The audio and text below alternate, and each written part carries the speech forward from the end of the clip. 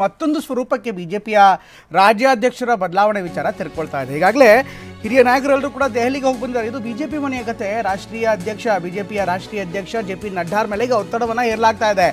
ರಾಜ್ಯದಲ್ಲಿ ಬಿಜೆಪಿ ನಾಯಕತ್ವನ ಬದಲಾವಣೆ ಮಾಡಿ ಅಂತ ಕೆಲ ದಿನಗಳಿಂದಷ್ಟೇ ಲಿಂಬಾವಳಿಯವರು ವಿಜಯೇಂದ್ರ ಅವರ ಬದಲಾವಣೆಗೆ ಮನವಿ ಮಾಡಿದ್ದಾರೆ ಅನ್ನುವಂಥ ಮಾಹಿತಿ ಈಗ ದೆಹಲಿ ಮೂಲಗಳಿಂದ ವ್ಯಕ್ತವಾಗ್ತಾ ಇದೆ. ರಾಷ್ಟ್ರೀಯ ಬಿಜೆಪಿ ಅಧ್ಯಕ್ಷರನ್ನ ಭೇಟಿಯಾದಂಥ ಅರವಿಂದ್ ಲಿಂಬಾವಳಿ ಮೊನ್ನೆಯಷ್ಟೇ ರಾಷ್ಟ್ರೀಯ ಅಧ್ಯಕ್ಷರನ್ನ ಭೇಟಿಯಾಗಿ ಮಾತುಕತೆಯನ್ನು ಮಾಡಿದರು.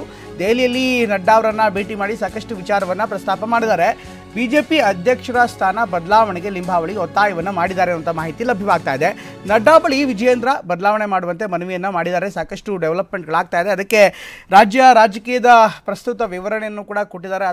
ಜೆಪಿಸಿ ಅಥವಾ ವಕ್ಫ್ ವಿಚಾರಕ್ಕೆ ಸಂಬಂಧಪಟ್ಟಂತೆ ಜೆಪಿಸಿಗೆ ಏನು ಮಾಹಿತಿ ಕೊಟ್ಟಿದ್ರು ಅದೇ ಒಂದು ವಿವರವನ್ನು ನಡ್ಡಾ ಅವ್ರಿಗೂ ಕೂಡ ಕೊಟ್ಟಿದ್ರು. ಅದಾದ ಬಳಿಕ ರಾಜಕೀಯದ ಬಗ್ಗೆ ಕೂಡ ನಡ್ಡಾ ಅವ್ರ ಜೊತೆಗೆ ಚರ್ಚೆ ಮಾಡಿದ್ದಾರೆ. ಪ್ರಮುಖವಾಗಿ ಬಿಜೆಪಿ ಮನೆಯೊಳಗಿನ ಪೊಲಿಟಿಕ್ಸ್ ಬಗ್ಗೆ ಕೂಡ ಚರ್ಚೆ ಮಾಡಿದ್ದಾರೆ.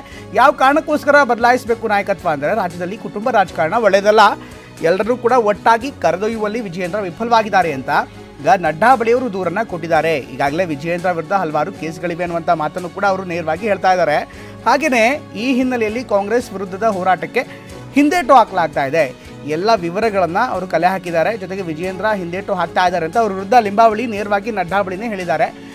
ಜೊತೆಗೆ ಬದಲಾವಣೆ ಮಾಡದೇ ಇದ್ದರೆ ಮುಂದಿನ ದಿನಗಳಲ್ಲಿ ಸಾಕಷ್ಟು ಸಮಸ್ಯೆ ಆಗತ್ತೆ, ಸಂಘಟನಾತ್ಮಕವಾಗಿ ಸಾಕಷ್ಟು ಕಷ್ಟವಾಗ್ಬೋದು. ಅರವಿಂದ್ ಲಿಂಬಾವಳಿ ಜೊತೆಗೆ ಮಾತುಕತೆ ವೇಳೆ ಈ ಎಲ್ಲ ವಿಚಾರಗಳನ್ನು ನಡ್ಡಾ ಅವರು ಹೇಳಿದ್ದಾರೆ. ಹೀಗಾಗಿ ಬಿಜೆಪಿ ಮನೆಯಲ್ಲೂ ಕೂಡ ಸಾಕಷ್ಟು ಡೆವಲಪ್ಮೆಂಟ್ಗಳಾಗ್ತಾ ಇದೆ. ಯತ್ನಾಳ್ ಹಾಗೂ ಲಿಂಬಾವಳಿ ತಂಡ ಏನಿದೆ ಈಗಾಗಲೇ ವಿಜಯೇಂದ್ರ ವಿರುದ್ಧ ನೇರವಾಗಿ ಹೋರಾಟ ಮಾಡ್ತಾ ಇದ್ದಾರೆ. ಇದ್ರ ಜೊತೆಗೆ ಇನ್ನಿತರ ನಾಯಕರು ಸುಧಾಕರ್ ಇರ್ಬೋದು, ಅದೇ ರೀತಿ ರಾಮುಲು ಅವರು ಇರ್ಬೋದು, ಎಲ್ಲರೂ ಕೂಡ ಸಿಟ್ಟಾಗಿದ್ದಾರೆ. ಇದರ ನಡುವೆ ನಡ್ಡಾ ಅವರನ್ನು ಅರವಿಂದ್ ಲಿಂಬಾವಳಿ ಅವರು ಭೇಟಿಯಾಗಿದ್ದಾರೆ. ಅರವಿಂದ್ ಲಿಂಬಾವಳಿ ಅವರು ಭೇಟಿಯಾಗಿ ರಾಜ್ಯ ಬಿಜೆಪಿ ಮನೆಯ ಸ್ಥಿತಿಗತಿಗಳನ್ನು ಅವರಿಗೆ ವಿವರಿಸಿದ್ದಾರೆ. ಪ್ರಮುಖವಾಗಿ ಅವರ 1 ಪಾಯಿಂಟ್ ಅಜೆಂಡಾ ಅಂದರೆ ರಾಜ್ಯದಲ್ಲಿ ನಾಯಕತ್ವ ಬದಲಾವಣೆ ಆಗಬೇಕು ಅನ್ನುವಂಥದ್ದು ಅವರ ಒತ್ತಡ. ಈಗ ಇದು ಒಂದೇ ಅಲ್ಲ, ಹಿಂದೆ ಸಾಲು ಮೀಟಿಂಗ್ಗಳನ್ನು ಕೂಡ ಮಾಡಿದರು. ಈಗ ನೇರವಾಗಿ ನಡ್ಡಾ ಅವರನ್ನೇ ಭೇಟಿಯಾಗಿ ಅವ್ರ ಜೊತೆಗೂ ಕೂಡ ಮಾತುಕತೆಯನ್ನು ಮಾಡಿದ್ದಾರೆ. ರೈಟ್, ಈ ಬಗ್ಗೆ ಇನ್ನಷ್ಟು ಹೆಚ್ಚಿನ ವಿವರವನ್ನು ಕೊಡ್ತಾರೆ ದೆಹಲಿಯಿಂದ ನಮ್ಮ ಪ್ರತಿನಿಧಿ ಹರೀಶ್ ಜಾಯ್ನ್ ಆಗ್ತಿದ್ದಾರೆ. ಹರೀಶ್, ಬಹುಶಃ ಈಗ ಬಿಜೆಪಿ ಮನೆಯಲ್ಲಿ ಆಗ್ತಾ ಇರುವಂಥ ಬಣಬಡಿದಾಟ ಎಲ್ಲರೂ ಕೂಡ ಗೊತ್ತಿರುವಂಥದ್ದೇ ವಿಚಾರ. ಆದರೆ ಈಗ ರಾಷ್ಟ್ರೀಯ ಅಧ್ಯಕ್ಷರ ಅಂಗಳಕ್ಕೂ ಕೂಡ ಈ ಒಂದು ವಿಚಾರ ತಲುಪಿದೆ. ಈಗ ಮಾತುಕತೆ ವೇಳೆ ಲಿಂಬಾವಳಿಯವರು ಯಾವೆಲ್ಲ ವಿಚಾರವನ್ನು ಪ್ರಸ್ತಾಪ ಮಾಡಿದ್ದಾರೆ ಅಂತ ಹೇಳಲಾಗ್ತದೆ. ಜೊತೆಗೆ ಇದಕ್ಕೆ ಅವರಿಗೆ ಏನಾದರೂ ಅಶ್ಯೂರೆನ್ಸ್ ಆಗಲಿ ಅಥವಾ ಪ್ರತಿಕ್ರಿಯೆ ಏನಾದರೂ ಲಭ್ಯವಾಗಿದೆ ಅಂತ?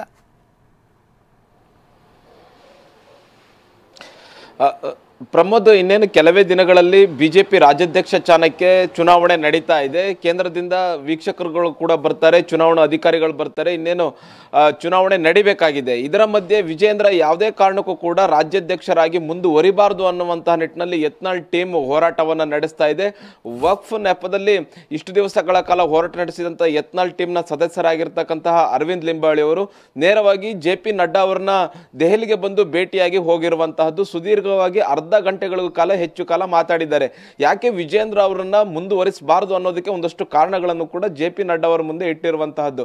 ವಿಜಯೇಂದ್ರ ಅವರು ಕಾಂಗ್ರೆಸ್ ಜೊತೆ ಹೊಂದಾಣಿಕೆಯನ್ನ ಮಾಡ್ಕೊಳ್ತಾ ಇದ್ದಾರೆ. ಸಿಎಂ ವಿರುದ್ಧ ಅವರು ಅಗ್ರೆಸಿವ್ ಆಗಿ ಹೋರಾಟವನ್ನ ಮಾಡ್ತಾ ಇಲ್ಲ. ಡಿ.ಸಿ.ಎಂ ವಿರುದ್ಧ ಕೂಡ ಅವರು ಅಗ್ರೆಸಿವ್ ಆಗಿ ಹೋರಾಟವನ್ನ ಮಾಡ್ತಾ ಇಲ್ಲ. ಮತ್ತೆ ಪಕ್ಷದ ಒಳಗೆ ತಾರತಮ್ಯ ಹೆಚ್ಚುತ್ತಾ ಇದೆ. ತಮ್ಮದೇ ಆದಂತಹ ಬಣವನ್ನ ಸೃಷ್ಟಿಸಿಕೊಂಡಿದ್ದಾರೆ. ಹಿರಿಯರನ್ನ ಕಡೆಗಣಿಸ್ತಾ ಇದ್ದಾರೆ. ಹಿರಿಯರಿಗೆ ಮರ್ಯಾದೆಯನ್ನ ಕೊಡ್ತಾ ಇಲ್ಲ. ಮತ್ತೆ ಹೀಗೆ ಅವರು ಮುಂದುವರಿದ್ದೇ ಆದಲ್ಲಿ, ಇನ್ನು 3 ವರ್ಷ ಮುಂದುವರಿದಿದ್ದೇ ಆದಲ್ಲಿ ಪಕ್ಷ ಸಂಘಟನೆ ಬಹಳಷ್ಟು ಕಷ್ಟ ಆಗುತ್ತೆ. ಪಕ್ಷದಲ್ಲಿ ವ್ಯತ್ಯಾಸಗಳು ಜಾಸ್ತಿ ಆಗ್ತವೆ. ಹಿರಿಯರು ಕಿರಿಯರು ಅನ್ನುವಂಥ ವ್ಯತ್ಯಾಸಗಳು ಜಾಸ್ತಿ ಆಗುತ್ತೆ. ಬಣ ರಾಜಕೀಯ ಜಾಸ್ತಿ ಆಗುತ್ತೆ. ಇದರಿಂದ ಪಕ್ಷ ಸಂಘಟನೆಗೆ ಕಷ್ಟ ಆಗುತ್ತೆ ಅನ್ನುವಂಥದ್ದು ಹೇಳಿದ್ದಾರೆ. ಯಾಕಂತಂದ್ರೆ ಅರವಿಂದ್ ಲಿಂಬಾವಳಿ ಅವರು ಪಕ್ಷ ಸಂಘಟನೆಯಲ್ಲಿ ಗುರುತಿಸಿಕೊಂಡಿರ್ತಕ್ಕಂತಹ ವ್ಯಕ್ತಿ, ಮತ್ತೆ ಪಕ್ಷ ಸಂಘಟನೆ ಬಗ್ಗೆ ಚೆನ್ನಾಗಿ ತಿಳಿದುಕೊಂಡಿರ್ತಕ್ಕಂತಹ ವ್ಯಕ್ತಿ. ಇವರು ಹೋಗಿ ಜೆ.ಪಿ. ನಡ್ಡಾ ಅವರಿಗೆ ಈಗ ದೂರನ್ನ ಕೊಟ್ಟಿರುವಂತಹದ್ದು. ಯಾವುದೇ ಕಾರಣಕ್ಕೂ ವಿಜಯೇಂದ್ರ ಅವರು ಮುಂದುವರಿದು ಬೇಡ, ಮುಂದುವರಿದ್ದೇ ಆದಲ್ಲಿ ಪಕ್ಷದಲ್ಲಿ ಸಾಕಷ್ಟು ಸಮಸ್ಯೆಗಳು ಉದ್ಭವ ಆಗುತ್ತೆ. ಮತ್ತೆ ವಿಜಯೇಂದ್ರ ಅವರ ವಿರುದ್ಧ ದೊಡ್ಡದಾದಂತಹ ಒಂದು ಬಣವೇ ಸೃಷ್ಟಿ ಆಗಿರ್ತಕ್ಕಂಥದ್ದು. ಈಗಿರ್ತಕ್ಕಂಥ ಈ ವಿಜೇಂದ್ರ ಅವರ ವಿರೋಧಿ ಬಣ ಏನಿದೆ ಅದು ಜಾಸ್ತಿ ಆಗುತ್ತೆ. ಮತ್ತೆ ಪಕ್ಷ ಸಂಘಟನೆ ಕಷ್ಟ ಆಗುತ್ತೆ. ಮತ್ತೆ ಮುಂಬರುವ ಚುನಾವಣೆಗಳಲ್ಲೂ ಕೂಡ ಕಷ್ಟ ಆಗುತ್ತೆ. ಏನಾರು ತೀರ್ಮಾನ ಮಾಡೋ ಹಾಗಿದ್ರೆ ಈಗಲೇ ತೀರ್ಮಾನವನ್ನ ಮಾಡಬೇಕು. ಮತ್ತೆ ವಿಜೇಂದ್ರ ಅವರನ್ನ ಕೆಳಗಿಳಿಸಿ ಬೇರೆ ಒಬ್ಬರನ್ನ ಅಧ್ಯಕ್ಷರನ್ನಾಗಿ ಮಾಡಬೇಕು ಅನ್ನುವಂತಹ ನಿಟ್ಟಿನಲ್ಲಿ ಜೆ.ಪಿ. ನಡ್ಡಾ ಅವರಿಗೆ ಅರವಿಂದ್ ಲಿಂಬಾವಳಿ ಅವರು ದೂರನ್ನ ಕೊಟ್ಟಿರುವಂತಹದ್ದು. ಮತ್ತೆ ಜೆ.ಪಿ. ನಡ್ಡಾ ಅವರು ಹೇಳಿದರೆ ಇವೆಲ್ಲವನ್ನು ಕೂಡ ಹೈಕಮಾಂಡ್ ಗಮನಿಸ್ತಾ ಇದೆ.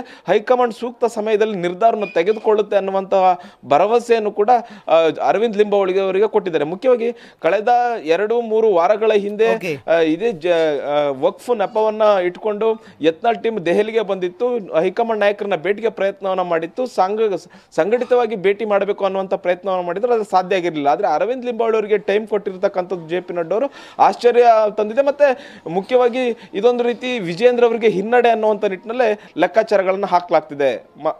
ಪ್ರಮೋದ್, ಥ್ಯಾಂಕ್ ಯು ಹರೀಶ್ ಮಾಹಿತಿಗಾಗಿ.